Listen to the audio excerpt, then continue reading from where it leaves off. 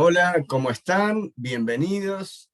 Este es un ciclo de encuentros con los ganadores del Premio Destacados 2019. Los destacados que otorga Alija cada año son premios muy reconocidos por toda la comunidad de la literatura infantil y juvenil de la Argentina. Las obras son seleccionadas por un jurado que se renueva anualmente y que premia en diversas categorías los mejores libros argentinos para niños y jóvenes. En esta oportunidad, en 2019, el jurado estuvo formado por Márgara Aberbach, Cristian Montenegro, María Inés Gómez y Silvia Contín. La coordinación desde Alija estuvo a cargo de Débora Telias. De la obra ganadora, que tenemos hoy el gusto de presentar, que es La Fuerza Escondida, de Paula Bombara, que acá le damos la bienvenida. Hola Pau, ¿cómo estás? Hola, ¿qué tal? De la obra ganadora busco acá en mi celu la justificación, la argumentación del premio. Dijeron los jurados. Novela histórica, Juana Zurduy, La Fuerza Escondida. Ahora vamos a ver por qué Juana Zurduy, que está como un epígrafe casi. Bueno, autora Paula Bombara, ya sabemos, es de la editorial Norma, ilustrada por Juan Pablo Zaramela y Diego Simone. También le vamos a preguntar a Paula por qué dos ilustradores. Dijo el jurado: dada la cantidad de obras recibidas dentro del género novela histórica en la producción 2019, el jurado ha decidido otorgar un premio especial para el género. La Fuerza Escondida, en la que Paula Bombara escribe sobre la vida de Juana Zurduy, se destaca por la excelente técnica narrativa elegida por la autora para contar una historia trágica y heroica, apoyándose constantemente en la mirada infantil de un personaje. Ese recurso acerca la narración a los lectores y ubica los hechos con claridad dentro de la posición Buenos Aires-provincias del interior a nivel de la estructura misma. Así, la división del país en ese momento histórico queda representada en varios niveles de la narración, incluyendo la estructura. La forma en que se entreteje el quechua con el castellano describe también un país mestizo en el que conviven culturas diferentes y al mismo tiempo deja claramente establecida la forma en que se negaban y se siguen negando esas culturas desde los centros del poder. Bien, varias cosas siguen vigentes, ¿no, Pau? Sí, Parece sí, mentira que sigamos repitiendo esas estructuras. Yo recordaba, vos también me lo recordabas cuando organizamos este encuentro, que en una entrevista que te hice en La Nube en diciembre de 2018, estabas escribiendo La Fuerza Escondida. Y decías ahí que por primera vez habías tomado un pedido concreto, incluso con una fecha de entrega, y que era todo un desafío. Recordame un poco eso que te derivó en la novela publicada y premiada. sí, fue un desafío enorme para mí porque el pedido llegó de mis editoras, Laura Leibiker y Laura Linswain, que estaban desarrollando la idea de una colección de novelas históricas eh, y que iban a contar con el asesoramiento de una escritora que yo admiro y quiero mucho, Laura Ávila, y eso a mí me dio confianza, ¿no? Porque cuando hay que escribir sobre hechos tan relevantes de la historia, porque no es solamente un hecho, a lo largo de la vida sabemos, ¿no? Nos tocan vivir un montón de cosas, y la vida de Juana Zurduy está atravesada por un montón de hechos muy importantes para la historia de Argentina. Si bien suceden cuando todavía la Argentina no era la Argentina que conocemos hoy, ¿no? Se trata de la historia del Virreinato del Río de la Plata en esa época. Eso también fue algo que me hizo pensar un montón, el tema de las fronteras, el tema de la identidad nacional, si no tiene más que ver con la identidad latinoamericana de lo que creemos. Eh, y lo que realmente me hizo pensar fue que tenía poco tiempo para lo que yo suelo tomarme. A mí me gusta mucho investigar y acá tenía que, bueno, un poco sumergirme lo más profundamente que pudiera en la época y después dejar que fluyera la escritura, porque no había mucho tiempo de pensar. tenía que confiar y escribir. Y fue una aventura intensa, eso te puedo decir, salió intenso. Era muy intensa también la vida de Juana y su caligrafía, su manera de reclamar, que fueron documentos que pude leer de su propia mano, digamos, sus cartas reclamando sus pensiones, reclamando la presencia del ejército en donde ella estaba. Eh, Se notaba que era muy intensa en su manera de búsquedas, ¿no? De búsquedas de justicia, de búsquedas de reconocimiento, y bueno, creo que me valí también de esa intensidad para escribir. ¿Y ya la conocías, digamos, la admirabas, la elegiste por alguna razón? ¿Tenías un abanico grande para elegir? Me dieron varias opciones para elegir, pero por supuesto yo lo que... No me dieron nombres, me dijeron, podés elegir, y yo fue la primera persona en la que pensé, por un lado por su ser mujer, porque había tan poco tiempo que dije, prefiero escribir de una mujer. Y el primer nombre que se me vino a la cabeza fue Juana, porque toda la vida estuvo como al costado, ¿no? De mí pensando, ¿no? Pero ¿cómo no hay efemérides para una mujer? Como Juana, creo que, ¿sabes qué? Me parece que fue por la música, porque desde muy chiquitita la canción de Juana sonó en mi casa, y yo me la sabía de chiquitita. Me parece una... Estoy hablando de la canción con letra de Félix Luna. eh, y fue siempre una presencia, así como estaba, qué sé yo, San Martín o Belgrano. Y la pregunta también, ¿no? ¿Por qué están los que están y por qué no hay otros? También esa pregunta yo también la hice siendo pequeña. ¿Por qué hay ciertos días que son feriados por ciertas personas y no por otras? Esas preguntas de la infancia que muchas más que decir, bueno, mira, las efemérides son mucho más, eh, qué sé yo, ¿por qué? Y fue una de las preguntas que le hice a Laura Ávila en una de las reuniones, ¿no? Y ella nos explicó también en qué momento se tomaron las decisiones de cuáles iban a ser las efemérides. La verdad que el trabajo de acompañamiento editorial fue muy importante para mí, porque había esta cuestión del tiempo siempre como una especie yo lo que sentía era que el tiempo me empujaba, ¿viste? Como que tenía que lograr algo. No fue una escritura en una circunstancia de comodidad, y lo veo como algo positivo eso también, porque nada en la vida de Juana fue en una circunstancia de comodidad. Así que toda la situación, incluso mira, te cuento algo de la cocina, de la escritura. Yo escribí esta novela en un momento en que no estaba viviendo en mi casa porque estábamos en obra. Entonces también eso, ¿no? Escribir desde un lugar diferente, donde siempre me sentía como que no estaba en mi lugar. Todo eso creo que ayudó. Creo que todo se dio perfectamente para poder lograr la voz de Quillari, y esa mirada que ella tiene hacia Juana, ¿no?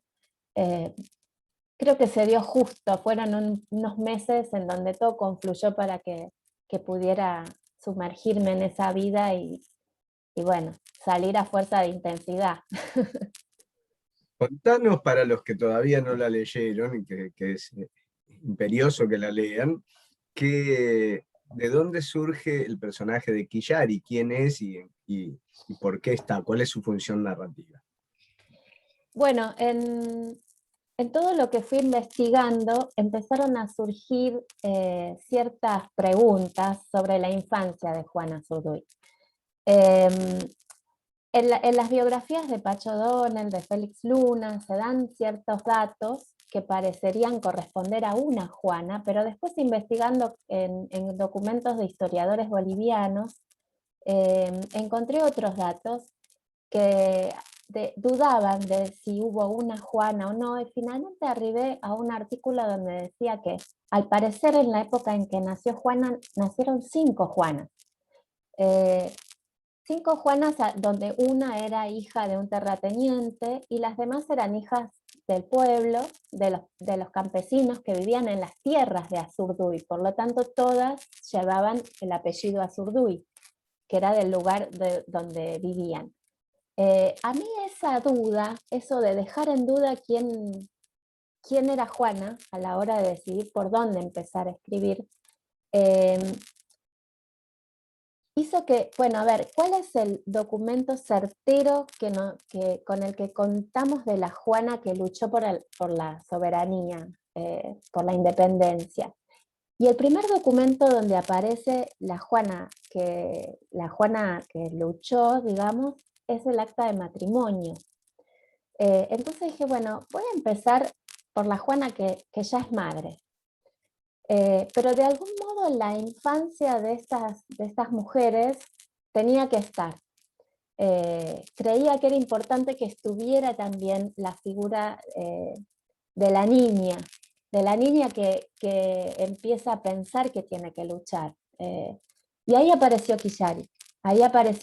Y en ella en realidad todos los huérfanos y las huérfanas que resultaban de las batallas de las republiquetas, digamos, porque la verdad es que hubo un montón, eso también después empecé a revisar información sobre cómo quedaban las infancias en esa época, ¿no? Y bueno, es desolador y se reproducen todas las guerras de todos los tiempos. Allí donde hay poblaciones adultas que dejan de estar, que mueren o que desaparecen, lo que hay es un montón de orfandad. Entonces, ¿qué pasaba si esta niña quedaba sola, suelta, y llegaba a la casa de Juana? ¿Qué pasaba ahí? Y me encantó esa situación, me encantó poner en coexistencia la ternura y la valentía, porque me parece que la valentía sin ternura no es valentía. Hay una frase de Guevara, no podemos perder la ternura, ¿no? en la lucha.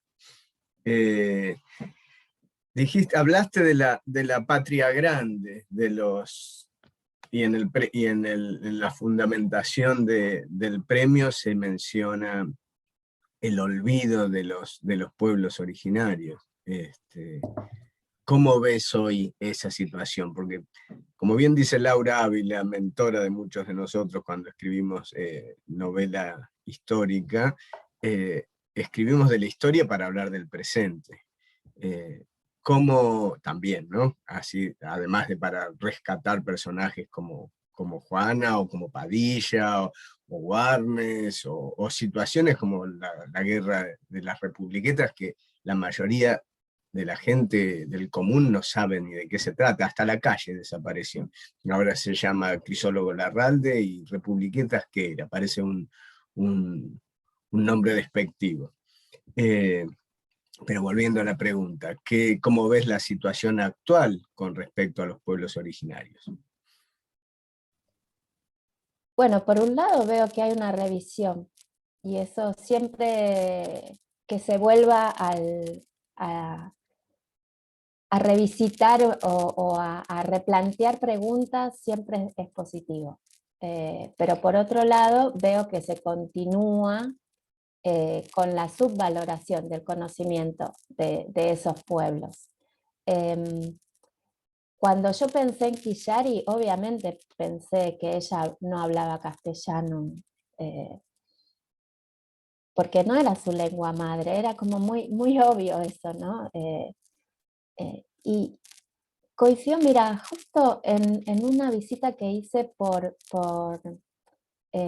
los premios de Alija, los premios que daban los lectores, fui a una escuela del Tigre, donde encontré unas niñas, conversé con unas chicas, alumnas que recién habían llegado recién al Tigre y no hablaban bien el castellano, porque hablaban su idioma. Ellas provenían de una cultura, de un pueblo originario del norte. Y me estuvieron enseñando algunas palabras. y me pareció como, me volví pensando en eso, de la visita me dejó eso, me dejó ese aprendizaje, ¿no? ¿Por qué valoramos tanto que nuestros chicos aprendan idiomas europeos o bueno, o inglés, que ya es el idioma global, el idioma el idioma de la ciencia también, el idioma dominante, y no valoramos tanto cuando aprenden quechua, cuando aprenden mapuche, cuando también son bilingües, digamos. Es como como si cierto bilingüismo fuera más importante que otros, ¿no? Segunda Eh, categoría. sí, y bueno, creo que repercutió en la escritura, toda esa reflexión sobre lo idiomático también repercutió, porque nos olvidamos que Juana era trilingüe, no era bilingüe, era trilingüe, y era trilingüe por necesidad, porque ella quería comunicarse con todos los vecinos y con todas las personas porque necesitaba que comprendieran la importancia de sumarse a la búsqueda de independencia y esa necesidad de comunicación y de transmisión de ideas no la dejó paralizada ante la barrera idiomática. No, se puso a aprender bueno, traía de la infancia sus lenguas madres y además incorporó el castellano y bueno, si hay que aprender idiomas se aprende, digamos. Esa actitud a mí me parece riquísima, realmente me parece riquísima y me parece que es propia de las infancias también, porque si un niño o una niña se quieren comunicar, aprenden cómo comunicarse. Eh, no tienen todavía esa categoría, si es más importante aprender un idioma europeo o un idioma eh, originario. Se aprende, lo que se tenga que Lo que importa es aprender, se comunicarse, aprende. claro, no importa qué origen tiene el idioma. Que sería quechua, castellano y aymara, el tercero. Claro, en el caso de Juana, sí. Yo ahí tuve que elegir si quería que Quillari fuera una niña cuya lengua madre era el aymara o el quechua, y la verdad que ahí me puse a leer poesía. Eh, y la poesía en quechua me sonó en mi pésima pronunciación, pero escuché algunos videos también, ¿no? Y esa música me gustó mucho, entonces dije, no, bueno, que sea quechua. Bueno, del libro premiado, como siempre decimos, nosotros escribimos textos, pero en el libro trabaja mucha gente. Así como te asesoró Laura Ávila, editaron Laura Linswain y Laura Leibiker, y hay una particularidad: la ilustración de tapas de Juan Pablo Zaramela y las ilustraciones interiores son de Diego Simone. ¿Cómo es esto? Explicáselo al público lector. Bueno, acá lo explico en nombre de las editoras, digamos, porque es una decisión de colección, digamos, es una marca de colección.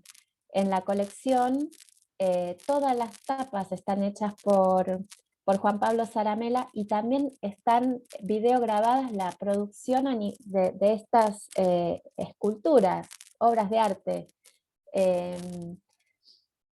Y el interior tiene ilustraciones de más tipo cómic, digamos. Esas son particulares de cada libro, cada historia contó con su propia imagen, digamos, la autoría de imagen es de cada libro diferente, pero todas las tapas de Zaramela son lo que dan identidad de colección. Bueno, está bueno que lo sepa el público lector, porque los premios son a libros, no solamente a nuestra escritura, ¿no? Y para que busquen las animaciones, para que busquen, porque Sí, la verdad que es fascinante cómo Juan Pablo hizo estos personajes, cómo los fue modelando, están en las redes de Norma, las tienen que buscar, búsquenlas porque son videos de un minuto y medio, son maravillosos, los cuatro. bueno, después se sumó uno en el que anduve yo también, que se llama Patriotas, y también tenemos la suerte Ah, de que estés ahí con él y está Sara. Y decime, este desafío de la novela histórica, o del relato en la historia, ¿Te quedó picando? ¿Tenés ganas de seguir investigando, desarrollando escritura por ahí? Y mira, esta novela, yo cuando escribí esta novela, que creo que en esa entrevista que hicimos lo conté, mientras escribía esta novela también estaba haciendo un proyecto académico en donde estaba explorando los clásicos que tienen protagonistas científicos. Y a mí me asombró muchísimo pensar que Juana Zurduy estaba luchando por la independencia mientras Mary Shelley estaba escribiendo Frankenstein. Eh, y salió la siguiente escritura, que yo le veo muchos puntos de contacto en esto de la búsqueda de la independencia, de la visibilización de las mujeres y de sus derechos y de sus batallas, o mejor dicho, de sus luchas, o mejor dicho, de sus búsquedas, para salirnos de las metáforas de la guerra. En el caso de Juana, la búsqueda también de un pasar más tranquilo después de sus 40 y pico. Eso también es asombroso, ¿no? Vivió todos los años de sus batallas y todas sus pérdidas. El nudo dramático de su vida, digamos, fue siendo una mujer muy joven. Eh, y ella fue una persona que vivió hasta los 80 años, o sea, tuvo una vida muy larga y sin embargo, en la poquito más de la primera mitad ya había vivido por varias vidas. Y después se dedicó a buscar justicia, a buscar un pasar más tranquilo, y eso se le fue negando, ¿no? No le reconocieron su lugar en el ejército. Tuvo que, hasta Bolívar pidió para que le dieran una pensión militar, que después le retiraron. O sea, la verdad es que eh, fue muy, muy desconocida su valor en la época en la que ella vivió. Terminó pobrísima, bueno, una vejez muy, pero muy triste. Pericilli también, en otro lugar, ¿no? Con un reconocimiento como escritora, pero un pasar también muy enfermizo, como muy desvalida, vulnerable. Coincidente el drama en las dos de la muerte de los hijos De también, ¿no? los hijos, sí, sí, sí, y muy jóvenes en el momento en que sus hijos murieron, y esas marcas son indelebles en la vida de cualquiera. Eh, entonces, digamos que ese tránsito, creo que La desobediente, que es la novela que escribí a continuación de La fuerza escondida, tiene muchísimo, muchísimo en común, incluso también una escritura en otro registro. No es un registro histórico, eh, pero sí es una escritura que salió con otra forma, distinta a la de La fuerza escondida, pero que me mantuvo en el siglo XIX. Sí, podríamos decir que La desobediente es novela histórica también, ¿no? Sí, aunque es ciencia, o sea, da por sentado que Frankenstein existió, entonces en ese punto es ciencia ficción, pero la verdad Pero que no me- fluye entre un espacio gris ahí donde realidad y ficción están coexistiendo, cosa que yo siento, que los personajes ahí existen. objeto algo. No me digas que Frankenstein no existió. Para todos nosotros, Frankenstein es tan real como, no sé, como Eso, Padilla. bueno, a mí, bueno, eso me encanta que digas eso porque yo creo que hay personajes icónicos que en la vida de todos nosotros eh, dejan una huella eh, igual que la huella que te puede dejar un personaje histórico, una personalidad histórica, digámoslo así. Personalidades históricas y personajes clásicos se imprimen en nuestra memoria con la misma fuerza. Eh, Porque en en las infancias también todo está en diálogo, ¿no? Y a mí me gusta pensar que yo no perdí eso a medida que fui creciendo, que pude sostener esto de la realidad y la ficción no están tan separadas. Y puedo vivir la mitad del día sumergida en una ficción con la misma fuerza con la que después vivo el resto de la vida en mi cotidianidad, digamos. Pues, Eh, un privilegio que tenemos, ¿no? Los que escribimos. Vivir, mientras escribimos estamos viviendo otra vida, metidos en el siglo XIX con Juana, o con Mary, o con quien sea, o en la actualidad, pero con otras vidas. Es una maravilla. Es quizá de lo más Sí, lindo, ¿no?, que tiene escribir. conversando, ¿no? Pudiendo conversar. Me acuerdo que en esos momentos, bueno, yo estaba escribiendo desde el estudio estaba viendo lo de mis suegros mientras mi casa estaba en obra. Y estaba escribiendo en el estudio de él, que es historiador, o sea, tenía una biblioteca atrás que como el peso de la historia, ¿no? Y yo, en una habitación que está en altos, entonces yo dejaba de escribir capaz a las 8 por ahí para hacer la cena o para conversar a esa hora ya con mi familia, dejaba de escribir, bajaba y decía, no sabes lo que hizo Padilla, no sabes, como, no sabes lo que hizo hoy Juana, no sabes. Hoy, aparte esa cosa Claro, de, claro, el tiempo que yo estaba ahí metida era el presente. Y bueno, yo empecé a escribir ficción al mismo tiempo que empecé a ser madre. Mis hijos ya me conocen así, saben que cuando estoy escribiendo algo estoy como con esa otra mitad tan presente como... Así que ellos se enganchan también, ¿no? Entonces, eso también es re lindo, poder compartirlo y que te entiendan, a ver que te claro, sí, entiendan. sí, sí, sí, porque es una pequeña locura que tenemos y está buenísimo que la compartan, ¿no? Que no digan, uy, pero, y además qué lindo esto de poder compartirlo con un suegro historiador. Sí, fue, bueno, él fue el que me allanó también el camino para llegar a estos escritos, manuscritos de Juana. Estuvo bueno también, leyó el original y me hizo comentarios. Digamos que Laura fue mi asesora histórica principal por el manejo también que ella tiene literario y de la literatura para las infancias. Pero también lo tuve a mi suegro ahí para que revisara bueno, hiciera comentarios. Y el producto final le gustó, imagino. Sí, no es su novela preferida, pero le gustó, digamos, es muy exigente. ¿Y de la desobediente qué dijo? La desobediente le gustó también, le gustó, sí, sí, sí, está. Bueno, en general es muy amoroso también cuando escribí Una casa de secretos, que tiene un trasfondo histórico también de la resistencia francesa, y también la conversamos, y bueno, por supuesto El mar y la serpiente también la conversamos. Hablamos mucho con él porque si querés, todas las novelas tienen un encuadre, un contexto social, Sí, sí, histórico y sí, sí, sí. cultural importante, entonces, bueno, yo aprovecho, conocimiento hay que aprovechar. Ya lo dijo Félix Luna, todo es historia, ¿no?